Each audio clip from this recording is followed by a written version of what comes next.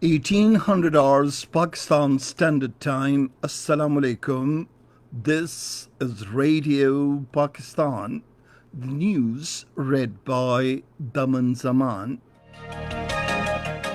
The headlines. The President-elect United Nations General Assembly arrives in Islamabad today on a two-day visit to Pakistan. Pakistan has welcomed the Afghan lawyer Jirga's recommendation to release remaining 400 Taliban prisoners. The Prime Minister has urged the people to play their role in making Pakistan clean and green. The Pakistan Army and Navy teams are assisting civil administration to rescue people stranded in floods in Dadu and Chalmaksi. In the Indian illegally occupied Jammu and Kashmir, the All Parties Hurriyat Conference has called for a complete shutdown on Tuesday to commemorate martyrdom of senior leader Sheikh Abdul Aziz. The UNHCR says voluntary repatriation of Afghan refugees from Khyber Pakhtunkhwa to Afghanistan will start from tomorrow. In the news in detail. The President-elect of the United Nations General Assembly, Volkan Bozkır, arrives in Islamabad today on a two-day visit to Pakistan. According to a statement issued by the Foreign Office, the Foreign Minister Shah Mahmood Qureshi will have wide-ranging talks with the President-elect Volkan Bozkır on issues relating to the three main pillars of the United Nations work, including peace and security, development, and human rights. The United Nations General Assembly's President-elect will also call on Prime Minister Imran Khan. Pakistan has welcomed the Afghan lawyer Jirga's recommendation to release remaining 400 Taliban prisoners. In a statement today, the Foreign Office spokesperson Zahid Hafiz Chaudhry said Pakistan hopes that with the implementation of this step relating to the prisoners' release, as envisaged in the US-Taliban peace agreement, the intra-Afghan negotiations will commence at the earliest. He said Pakistan has repeatedly emphasized that the Afghan leaders must seize this historic opportunity and work together constructively through intra-Afghan negotiations to secure a comprehensive, broad-based and inclusive political settlement in Afghanistan. The spokesperson said the international community must also reinforce its support for the success of the intra-Afghan negotiations for sustained and durable peace and stability in Afghanistan. He said for its part, Pakistan has consistently supported an Afghan-led and Afghan-owned peace and reconciliation process. Zahid Hafiz Chaudhry said Pakistan reaffirms its support for a peaceful, stable, united, democratic, sovereign and prosperous Afghanistan at peace with itself and with its neighbours. Prime Minister Imran Khan has urged the people to play their role to make Pakistan clean and green. He was addressing the launching ceremony of the biggest tree plantation campaign in the country on the Tiger Force Day in Islamabad today. The Prime Minister congratulated the Tiger Force, the civil society and members of the Parliament for planting a record 3.5 million trees in a day across the country. He said Pakistan is amongst the most affected countries of climate change. The Prime Minister stressed to work consistently to tackle climate change issue. For the first time, latest technology is being utilized for tree plantation drive in the country. A special application has been developed in collaboration with the Punjab Information Technology Board with a feature of green selfie in the Tiger Force application. A special feature of geotagging in the application has also been introduced to share live location and number of planted saplings. The volunteers planting the sapling will be able to upload the green selfie through the application.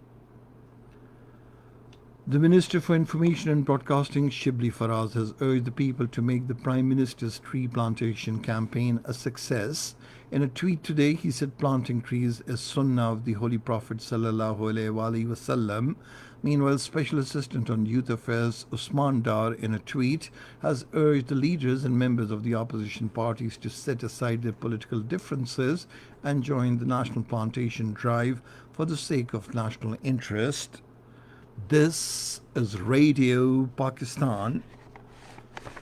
The Balochistan government has declared emergency in all the hospitals of the province due to flood situation. The Parliamentary Secretary Health, Dr. Rubaba Khan Buledi, has directed all the concerned health officers to ensure their presence and close coordination with the administration. She said Chief Minister Balochistan Jam Kamal Khan is himself monitoring the situation emerging after monsoon rains in the province. Relief and rescue operation continues in various rain-affected areas of Dadu and Chalmaksi. According to ISPR, the Pakistan Army and Pakistan Navy rescue teams, including medical and engineering teams, are assisting the civil administration to rescue stranded people to safer places. Hot meals have been served to 1,000 stranded people. Chalmaksi, Gandawa main colonies and towns have been connected. Pasi Bridge has been opened for all kinds of traffic and coastal highway has been connected. In Chalmaksi, all Hindu families stuck in Wangu Hills have been rescued to safer places after 8 hours long rescue operation. N65 National Highway is blocked near Bibi Nani Bridge and Pinjra Bridge due to high level of water. Due to rains and hill torrents, Quetta Jacobabad, Gawada Karachi and Sibbi Kohlu roads have been blocked at various places. Pakistan-China border via Khunjra Pass in Hunza will be closed for traffic from tomorrow night. The border was opened for 13 days to evacuate containers loaded with Chinese goods of Pakistani businessmen stranded in Kashmir last year. It may be mentioned that the border has been closed since the outbreak of COVID-19 epidemic, but both the countries gave permission for its reopening from the 29th of July to 10th of August. In the Indian illegally occupied Jammu and Kashmir, the All Parties Hurriyat Conference has called for complete shutdown on Tuesday to commemorate the martyrdom of senior leader Sheikh Abdul Aziz. The Hurriyat leader was shot dead by Indian troops while he was leading a procession from Srinagar to the line of control on 11th of August 2008 against the economic blockade of the Kashmir Valley by the Hindu extremists of Jammu. Hurriyat leaders Bilal Siddiqui, Shabbir Ahmad Dar and Muhammad Iqbal Mir in the separate statements also paid glowing tributes to the martyr Sheikh Abdul Aziz. On the other hand, the Tehreek-e-Hurriyat Jammu and Kashmir led by illegally detained Muhammad Ashraf Sehrai has reiterated the Kashmiris' resolve to fight the challenge to their existence and identity with courage and determination.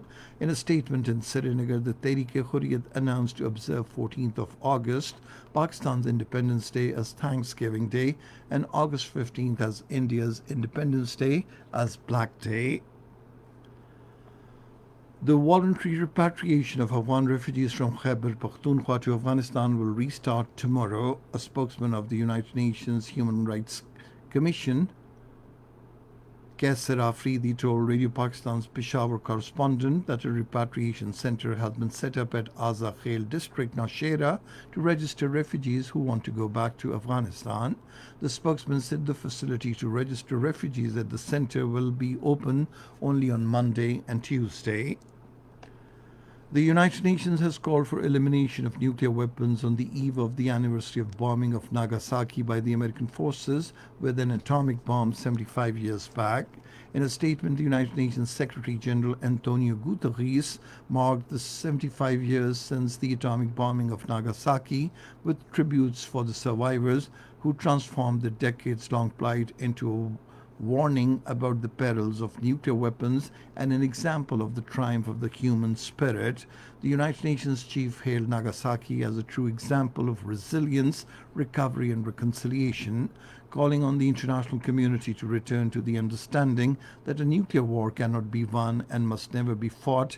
Antonio Guterres stressed that there is an urgent need to stop the erosion of the nuclear order. And finally, the weather.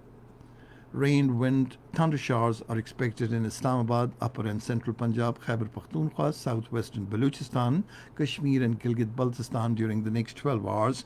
Heavy falls are also expected at a few places in Islamabad, Kashmir, Upper Punjab and Upper Khyber Pakhtunkhwa. And that is the end of this news bulletin. For more news and analyses, log on to our website radio.gov.pk, and you can also watch the live video streaming of our bulletins on the link facebook.com/Radio Pakistan News Official.